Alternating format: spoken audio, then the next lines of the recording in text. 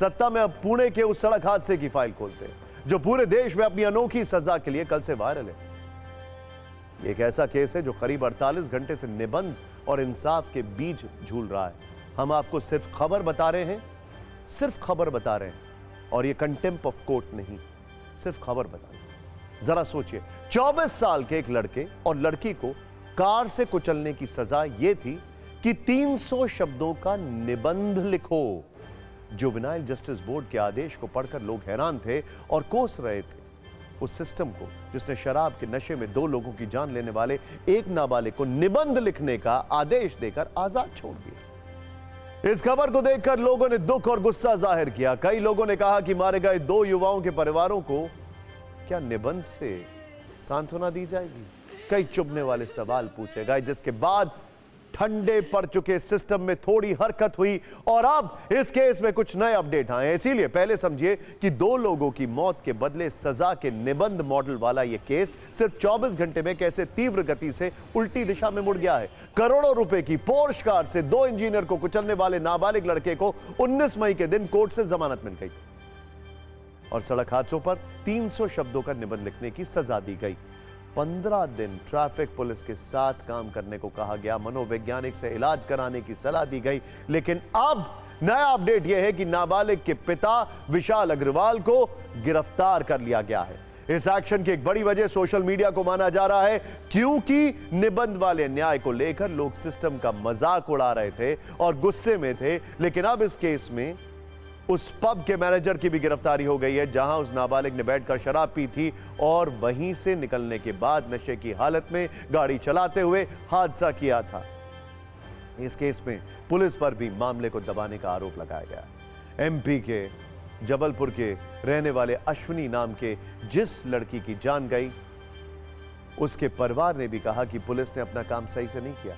लेकिन अब पुलिस ने पब के मैनेजर के साथ बारटेंडर को भी गिरफ्तार कर लिया है और दाग छुड़ाने की कोशिश चल रही है। हालांकि अब भी पुलिस के दावे और दलीलों पर लगे दाग कम नहीं है और ये समझने के लिए हम आपको एक वीडियो दिखाते हैं जिसमें नाबालिग लड़का एक पब में अपने दोस्तों के साथ है। ये लड़का तकनीकी रूप से नाबालिग है लेकिन अपने दोस्तों के साथ पब में आराम से अपनी मनमर्जियां चलाता है। फिर सड़क पर 2 करोड़ की गाड़ी को 200 किलोमीटर प्रति घंटे की रफ्तार से चलाता है। लापरवाही से 2 लोगों को कुचल कर मार देता है। लेकिन जब सजा की बात आती है तो तुरंत इसे नाबालिग वाला डिस्काउंट मिल जाता है। नियमों के अनुसार हम इस नाबालिग लड़के का चेहरा नहीं दिखा सकते, नाबालिग है ना ये, और ना ही इसका नाम आपको बता सकते हैं क्योंकि नाबालिग है ये। बाकी सारी हरकतों के लिए नाबालिग नहीं, लेकिन इसने जो किया वो 2 परिवारों को जिंदगी भर शूल की तरह चुभता रहेगा। हैरानी यह है कि नाबालिग का पब में बैठकर शराब पीने का वीडियो, लेकिन जब हादसे के बाद पुलिस इसका मेडिकल टेस्ट करवाती है तो टेस्ट नेगेटिव आता है। यानी उसमें यह बताया जाता है कि इस लड़के ने हादसे के वक्त शराब पी नहीं थी। और पुलिस कमिश्नर यह कह रहे हैं कि पुलिस ने अपना काम पूरी ईमानदारी के साथ किया।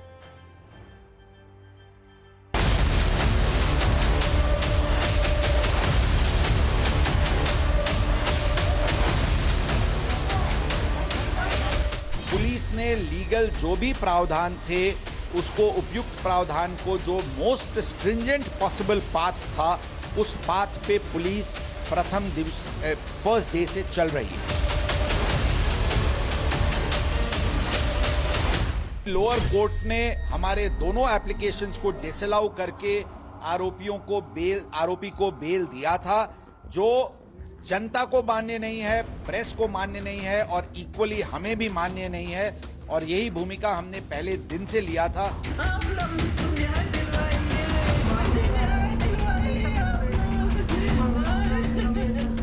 जो भी इसमें दोषी है उसको सजा मिलनी चाहिए। खास तौर पे वो लोग जो बच्चे को वाहन दे रहे हैं या बच्चे को शराब दे रहे हैं और बच्चे ने भी अगर कोई गलती की तो कानून सम्मत सजा उसको मिलनी चाहिए।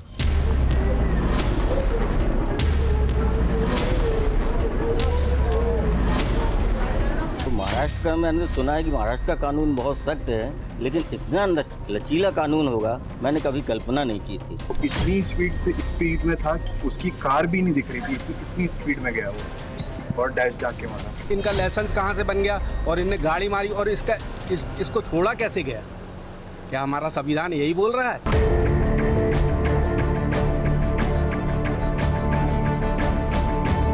जो लड़का है शराबी, उसको 2 घंटे में बेल मिलता है। हाँ, उसका रिपोर्ट मेडिकल नेगेटिव आता है। जो शराब पिया है वो वीडियो सामने है।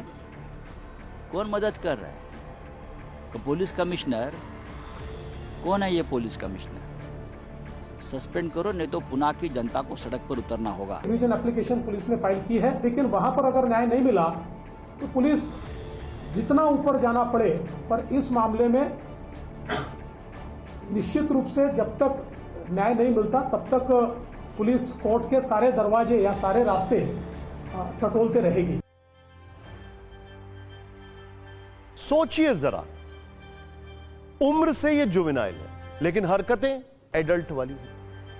सजा इसको जुवेनाइल वाली मिलती है, लेकिन जो इसकी क्रूरता थी या जो इसकी नेग्लिजेंस थी, वो किसी भी एडल्ट की नेग्लिजेंस को मात देने के लिए अपने आप में पर्याप्त। अब ये जुवेनाइल इसको समझा जाएगा, ये एडल्ट समझा जाएगा। ये मामला अपने आप में एक क्रूर निबंध है, जिसे आप गौर से पढ़ेंगे तो आपको चालाक और सिस्टम की सदी हुई लापरवाहियां दिखेंगी और न्याय व्यवस्था का खोखलापन नजर आएगा।